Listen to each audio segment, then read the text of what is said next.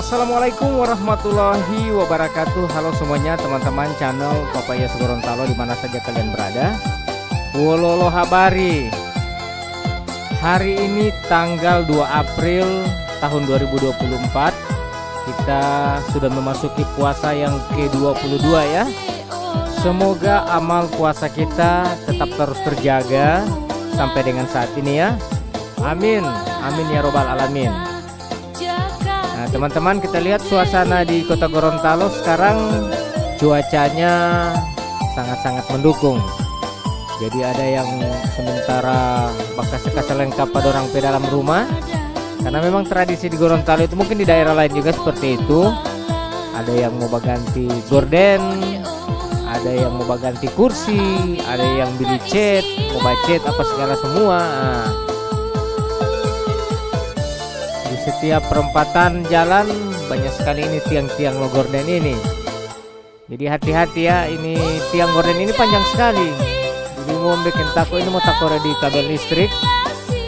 Jadi mudah-mudahan kita terhindar dari hal-hal yang tidak kita inginkan ya.